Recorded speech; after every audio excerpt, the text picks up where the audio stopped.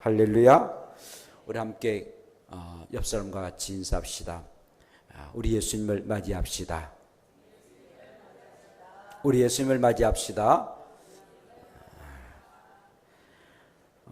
여러분 성탄 준비를 잘하고 계십니까? 우리가 성탄 준비를 하는데 항상 이런 실례를 우리가 듣곤 합니다. 영국 런던 외곽지대에서 일어난 그런 실질적인 일입니다. 비가 쏟아지는 어느 여름날에 한 농가를 지나가던 일단의 사람들이 집주인에게 와서 우산 하나를 좀 빌려 달라고 요구를 합니다. 주인은 별 생각 없이 우산 중에서 좀 부서진 우산을 주게 되었습니다. 그 다음날이었습니다.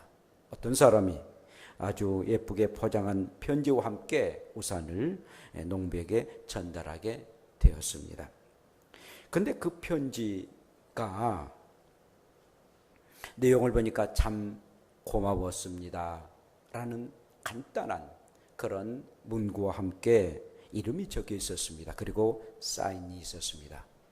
바로 엘리자베스 여왕의 이름과 사인이었습니다. 농부는 가슴을 치면서 후회했습니다. 그럴 줄 알았으면 가장 좋은 우산을 그분에게 드릴 것을. 영국의 여왕들은 굉장히 존엄을 받습니다. 사람들이 존경합니다. 그만큼 여자분을 귀하게 여기서 퍼스트 레이디라 해가지고 아주 소중하게 여기죠. 그럴 줄 알았으면 가장 좋은 우산을 드렸을 것을. 이 비극적인 실수가 만왕의 왕으로 오신 베들레헴에서도 일어났다는 사실입니다. 자, 오늘의 본문의 말씀을 보면서 이들이 정말 만왕의 왕 되시고 만주의 주가 오신 우리의 주님을 영접하지 못하고 준비하지 못했다라는 것을 우리가 알 수가 있습니다. 첫 번째로는 헤롯 왕이었습니다. 그 당시 헤롯 왕은 유다를 통치하고 있었던 그런 왕이었습니다. 헤롯 왕은 동방 박사들에게 이런 소식을 듣게 됩니다. 유대인의 왕으로 나신 이가 어디 계시냐? 우리가 동방에서 그의 별을 보고 그에게 경배하러 왔노라 라고 우리가 2절에 말씀하고 있습니다. 오늘 말씀하고 있는 이 유대인의 왕은 보통의 왕이 아니었습니다. 구약 시대 때부터 이제까지 전했던 메시아였고, 그리고 왕 중에 왕이었고 만주의 주가 되셨던 분이었습니다. 수백 년, 수천 년 동안 이 땅에 오시겠다고 말했던 그런 메시아가 오신다라는 그런 소식이었습니다. 우리의 모든 삶의 주가 되시는 그분이 오신다라는 그런 말씀이었습니다. 그런데 헤롯 왕과 수도 예루살렘의 사람들은 유대인의 왕이 왔다라는 그 얘기를 듣고 소동이 일어났습니다. 난리가 났습니다. 유대인의 왕이 태어났다고? 유대인의 왕이 있다고? 사람들은 소동하고 난리가 났습니다. 헤롯 왕은 유대인의 왕이 태어났다는 말을 듣고 굉장한 그런 관심을 갖게 되었습니다. 7, 8절에 이렇게 말씀합니다. 이에 헤롯이 가만히 박사들을 불러 별이 나타난 때를 자세히 묻고 베들레헴으로 보내며 이르되 가서 아기에 대하여 자세히 알아보고 찾거든 내게 고하여 나도 가서 그에게 경배하게 하라라는 말씀입니다. 그런데 여러분, 이 헤롯 왕의 이 말 속에는 음모가 숨겨져 있었습니다. 내가 왕인데, 아니 나 말고 어떤 아기의 왕이 태어났단 말인가? 안 되지. 그건 안 되지. 음모의 그런 내용들이 있었던 것입니다. 사실 우리 예수님은 어떤 정치적인 그런 왕이 아니었습니다. 이런 일반적인 대통령이나 정치적인 그런 왕으로 태어남이 아니었습니다. 모든 인류의 영적이고 그리고 정신적인 그런 왕으로 태어나신 것이지 단순히 유대인의 그런 왕이나 또 정치적인 그런 왕이 아니었다라는 사실입니다. 그런데 헤롯 왕은 그것을 잘못 이해하고 음모를 꾸밉니다. 그리고 그 아기를 죽이려고 합니다. 마침내 베들레헴에서 2살 사내 아이들을 다 죽이고 마는, 아주 살육이 아주 판을 치고 마는, 그렇게 해서 아이들이 2살 난 사내 아이가 죽고 맙니다. 이 헤롯 왕은 살육의 칼을 가지고 성탄절을 맞이했던 왕이었습니다. 얼마나 악한 그런 왕인지 모릅니다. 왜 그럴까요? 왜 헤롯 왕이 그렇게 사람을 죽이는 살인적인 그런 왕이 되고 말았습니까?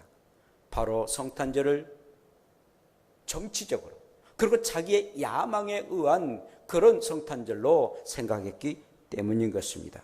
그의 악한 이기심 때문에, 자기 중심적인 이기심 때문에 결국은 우리 예수님을 죽이려고 했고, 그리고 죽이기 위해서 2살 난 사내 아이들을 죽이고 말았습니다. 왕이라는 야망과 그리고 이기심이 성탄을 준비하지 못하고 살육까지 이르게 하는 그런 일들이 일어나고 말았습니다. 사랑하는 여러분, 저와 여러분들이 정말 예수를 왜 믿습니까? 정말 하나님을 위해서, 그리고 하나님의 나라를 위해서 비전을 품는 것이 아니라 자기의 야망을, 자기의 어떤 인간적인 꿈을 위해서 예수를 혹시라도 믿지 않습니까? 내가 예수 믿으면 잘 되는 거지. 예수 믿으면 내가 하는 모든 일들이 잘 되는 것이 내가 중심이 되고, 나를 위해서 정말 예수를 믿는다면 인간적인 야망입니다. 사랑하는 여러분, 그러므로 저와 여러분들은 우리가 성탄절을 맞이할 때에 내 인생, 참으로 귀하고 소중한 내 인생인데, 그러나 내 인생의 모든 삶을 주관하신 이는 우리의 주님이시다. 주님이 우리의 구주가 되심에 그분 때문에 우리가 감당할 모든 일들을 주님이 행하셨고, 특별히 죄악을 우리를 위해서 죽기 위해서 오신 우리의 주님을 맞이하는, 그래서 우리 주님을 영접하고 성탄절을 준비해야지. 내 야망과 내 이기심과 내 욕심 때문에 주님을 맞이한다면 오늘 헤롯 왕과 같은 사람이 되고 만다는 것입니다. 내 인생 내가 사는 거지 뭐 시간을 낭비하면서 교회 가서 예배하고 찬양 드려? 괜한 그런 시간을 낭비하는 일이야 라고 생각한다면 헤롯 왕의 그 야망적인 그런 마음뿐이다 라는 사실입니다. 여러분, 오늘날 21세기에 헤롯 왕과 같은 그런 정치적인 그런 지도자가 있습니다. 북한의 김일성입니다. 김정은입니다. 미국과 협상이 결렬되면은 크리스마스 선물을 보내겠다고 말합니다. 이는 바로 ICBM, 바로 대륙간 탄도미사일을 실험하겠다는 것입니다. 이 대륙간 탄도미사일은요, 사정거리가 5,500km 이상을 가는 미사일이었습니다. 그런데 그 미사일 가운데 핵을 정착돼 가지고 쏴는 그런 아주 무서운 그런 무기입니다. 미국 본토까지도 날아가게 하는 그런 무서운 미사일을 실험하겠다라고 말합니다. 여러분, 성탄절이 어떤 날입니까? 서로가 전쟁을 하다가도 서로가 평화의 악수를 하고, 이들만큼은 총을 놓고 우리가 함께 평화롭게 지내자라고 하는 것이 성탄절이고, 그리고 우리 주님이 오신 목적은 바로 하나님께는 영광이요, 이 땅에서는 하나님을 믿는 사람들에게 평화를 주시기 위해서 이 땅에 오셨는데, 이 김정일이라는 사람은 정치적인 야망 때문에 헤롯 왕과 같이 전쟁을 하고 크리스마스 선물로 이렇게 무서운 그런 무기를 당신들에게 선사하겠다라고 말하고 있다는 사실입니다. 사랑하는 여러분, 그러므로 간절히 한반도를 위해서 기도해야 됩니다. 다시는 이런 무서운 일들이 일어나지 않도록. 이제 얼마 안 있으면은 백두산이라는 그런 영화가 이렇게 240억인가 들어서 만들어진답니다. 그런데 백두산이 폭발하면은 이 한반도는 말할 것도 없거니와 그 영향력이 저 일본에까지 미치게 되는, 앞으로 이런 일들이 있을 수도 있는, 사실은 백두산이 화활산이기 때문에 그럴 수도 있습니다. 그래서 900 몇 년에 그 백두산 한번 폭발했는데 로마의 폼페이보다도 더 큰 위력의 그런 백두산이 폭발하지 않겠는가라고 예상하고 있는데 그게 영화로 있답니다. 그렇게 안 되기를 정말 하나님 앞에 기도해야 됩니다. 사랑하는 여러분, 여러분들의 개인들이 또 한 사람이 정치적인 집단이 그리고 자기의 야망과 자기의 욕심 때문에 우리가 성탄절을 맞이한다면 불행한 일입니다. 내려놓고 정말 하나님의 영광을 드러내고, 그리고 내 죄 때문에 이렇게 오셨던 우리의 주님에 대한 그런 간절한 그런 희망과 그리고 그 감사로 성탄절을 맞이할 수 있는 저와 여러분들 되시기를 축복합니다. 두 번째는 대제사장과 서기관입니다. 이들은 당대의 대표적인 종교 지도자들이었습니다. 헤롯 왕은 동방 박사들의 얘기를 듣고 대제사장과 그리고 서기관에게 자문을 구합니다. 5절과 6절에 이렇게 말합니다. 왕이 모든 대제사장과 백성의 서기관들을 모아 그리스도가 어디서 나겠느냐 물으니 이르되 유대 베들레헴이오니 이는 선지자로 이렇게 기록된 바 또 유대 땅의 베들레헴아 너는 유대 코울 중에서 가장 작지 아니하도다. 내게서 한 다스리는 자가 나와서 내 백성이 이스라엘의 목자가 되리라 하였습니다. 서기관은 이사야 7장 14절의 말씀을 인용을 하면서 구체적으로 이사야가 말했던 그 말을 예수께서 어떻게 태어나시고 그리고 어디서 태어난 것을 분명하고 확실하게 알았던 것입니다. 베들레헴에서 날 것이다. 그 베들레헴은 아주 작은 그런 고을일 것이다. 그가 우리의 목자가 될 것이다. 서기관은 너무나도 잘 알고 있었습니다. 그런데 그렇게 잘 알았던 서기관들 그리고 대제사장들이 예수 그리스도가 이 땅에 태어난 그 현장에서는 전혀 볼 수가 없었다는 사실입니다. 어디가 서기관과 대제사장이 예수 그리스도가 태어나셨다, 정말 그분을 경배하자, 그분 앞에 영광을 돌리자라는 내용이 전혀 없다는 사실입니다.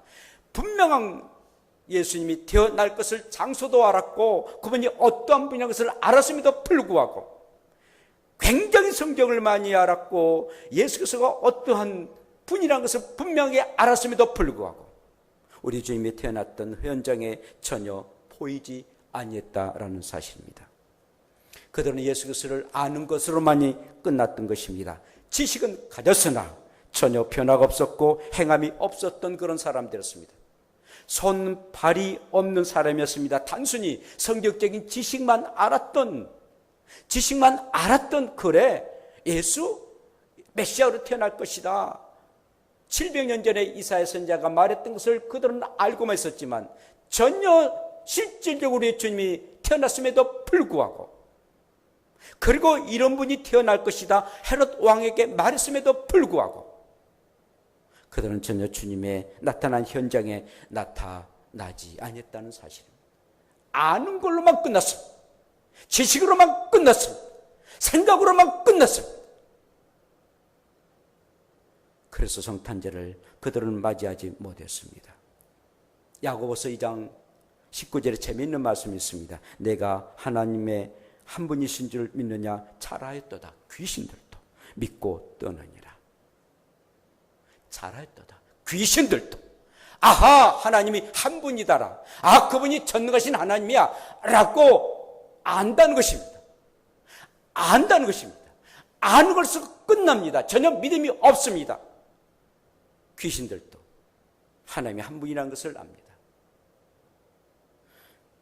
마가복음 5장 7절에 보면 이런 내용이 있습니다. 거라 사인에 군대 귀신이 들렸습니다.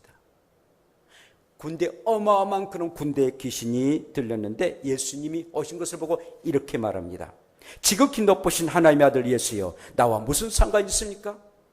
아주 정확하게 우리 주님에 대해서 말합니다. 지극히 높으신 하나님의 아들 예수여.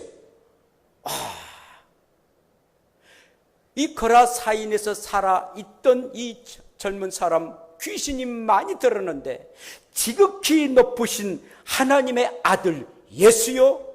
정말 예수 그리스도는 지극히 높으신 분이었습니다. 하나님의 아들이었습니다. 그리고 이름까지도 합니다.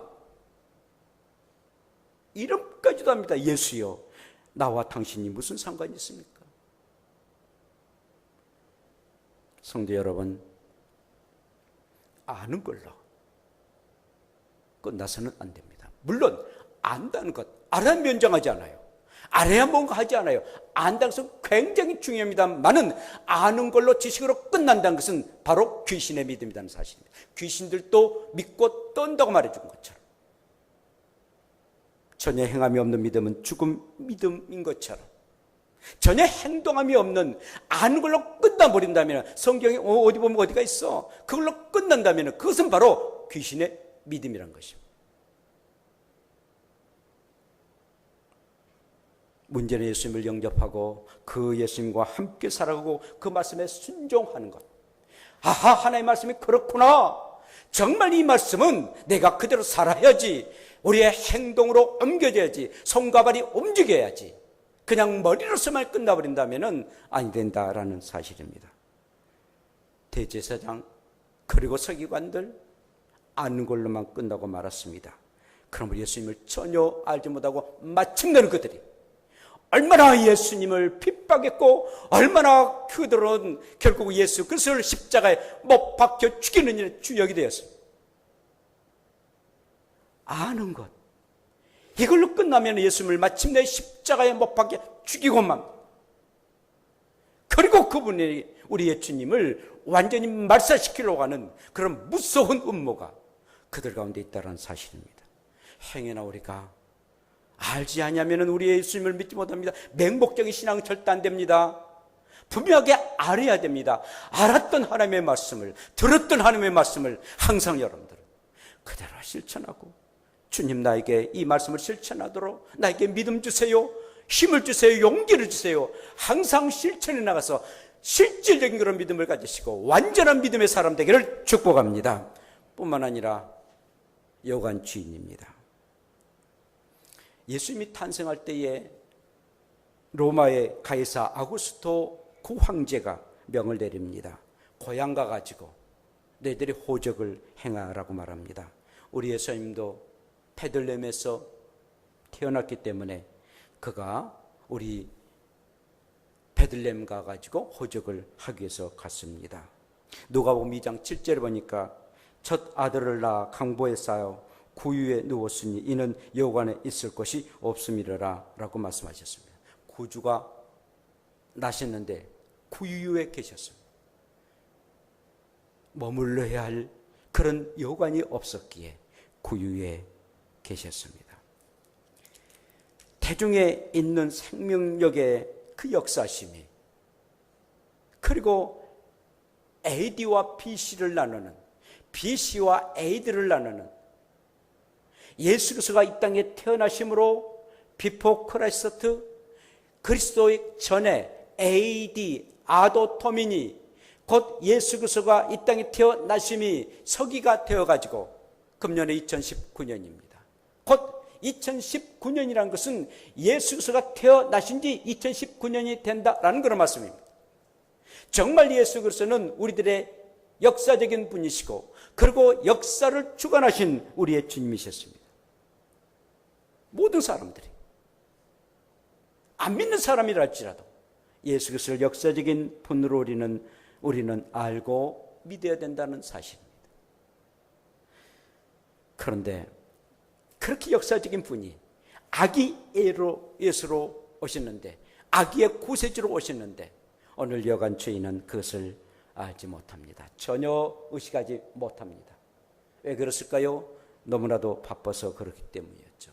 또 영적인 눈으로 보지 못했기 때문인 것입니다. 정말 귀한 손님이 왔음에도 불구하고 이 여관 주인은 그를 영접하지 못합니다. 평생 대대손손 이 여관 주인은 만왕의 왕 되시고 만주의 주가 되신 그분을 모시지 못했다는 것, 어린 아이가 오셨음에도 불구하고 그것을 알지 못해서 영접하지 못했다는 것 후회했을 것입니다. 여러분 혹시 빈방 있습니까? 라는 선곡을 보셨습니까? 저도 한두 번 보았는데 이것은 실질적으로 미국에서 일어났던 그런 실화를 국화시켰던 그런 내용입니다. 미국의 한 조그마한 마을의 교회에 윌리라는 어린 학생이 있었습니다. 그는 초등학교 4학년인데요. 좀 지능이 떨어졌습니다. 그래서 2학년에 다녔던 아이였습니다. 교회에서 크리스마스를 맞이해가지고 이렇게 선곡을 많이 하지 않습니까? 선곡을 하게 되죠. 그리고 이 아이는 윌리라는 이름을 가지고 있는데, 윌리라는 이름을 가졌던 이 아이는 한 그 연극의 멤버였습니다.